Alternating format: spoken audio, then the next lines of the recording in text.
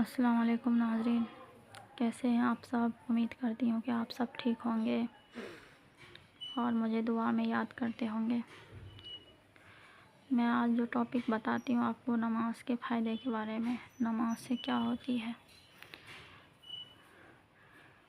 کہ نماز پڑھنے سے چہرہ منور ہوتی ہے، نماز پڑھنے سے روزی میں برکت ہوتی ہے، نماز پڑھنے سے گناہ سے نفرت ہوتی ہے، نماز پڑھنے سے جسمانی بیماری ختم ہوتی ہے، نماز پڑھنے سے اولاد فرمانبردار ہوتی ہے، نماز پڑھنے سے گھر میں رونق آتی ہے، نماز پڑھنے سے لوگوں کے دلوں میں محبت پیدا ہوتی ہے، لوگوں کو دلوں میں پیار پیدا ہوتی ہے، نماز پڑھنے سے دشمن بھی دوست بن جاتے ہیں۔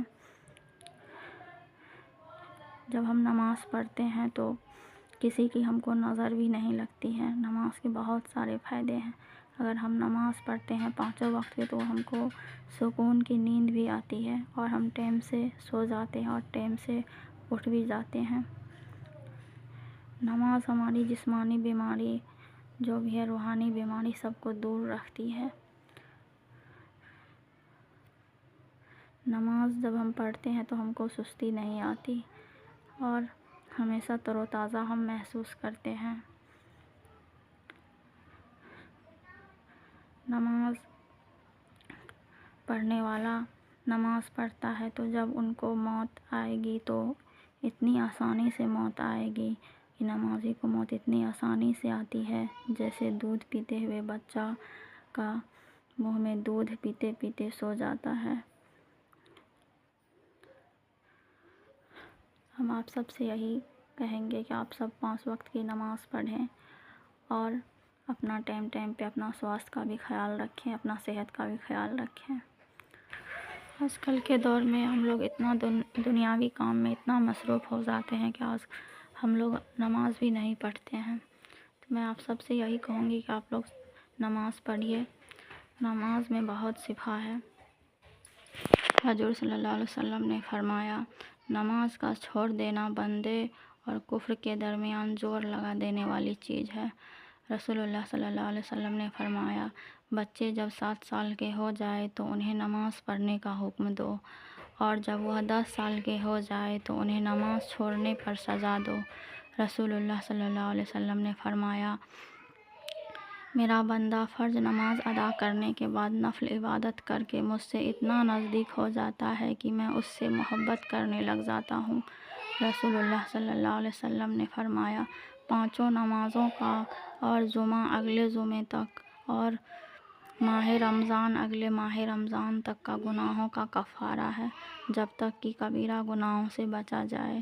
حضور صلی اللہ علیہ وسلم نے فرمایا، نماز کی طرف اٹھنے والا ہر قدم صدقہ ہے۔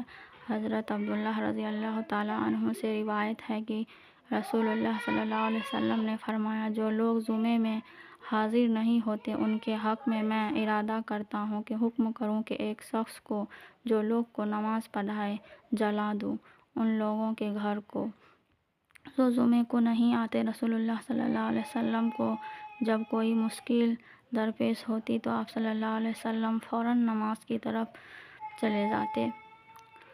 رسول اللہ صلی اللہ علیہ وسلم نے فرمایا، جب تم میں سے کوئی شخص اپنی مسجد میں نماز ادا کر لے تو اس سے چاہیے کہ اپنے گھر کے لیے نماز میں سے کچھ حصہ بچا رکھے، کیونکہ اللہ تعالیٰ اس نماز کے ثواب کے گھروں میں خیر و برکت عطا فرمایا۔ رسول اللہ صلی اللہ علیہ وسلم نے فرمایا، جب کوئی بندہ ذکر و نماز کے لیے مسجد کو ٹھکانہ بنا لیتا ہے تو اللہ پاک اس کی طرف رحمت کی نظر فرماتا ہے، جیسا کہ جب کوئی غائب آتا ہے تو اس کے گھر والے اس سے خوش ہوتے ہیں۔ رسول اللہ صلی اللہ علیہ وسلم نے فرمایا، نماز میں جماعی آنا شیطان کی طرف سے ہے، لہٰذا جب تم میں سے کسی کو نماز میں جماعی آئے تو جہاں تک ہو سکے منہ کو بند کیے رکھے۔ اگر کامیابی چاہتے ہو تو نمازی بن جاؤ، کیونکہ نماز کے بغیر کوئی بھی کامیابی ممکن نہیں ہے۔ نماز شیطان کی شکست اور مومن کی جیت ہے۔ نماز محبت سمجھ کر ادا کرو تو اللہ تمہیں دوسری نماز کے لیے خود کھڑا کر دے گا۔ تھوڑی سی تھکاوٹ کے لیے نماز نہ چھوڑو اے مومن، ان میں سے کچھ سیکھو جنہوں نے جسم پر خنجر ہوتے ہوئے بھی آخری سجدہ نہیں چھوڑا۔ اللہ ناراض ہو تو روٹی نہیں چھینتا بلکہ سجدے کی توفیق چھین لیتا ہے۔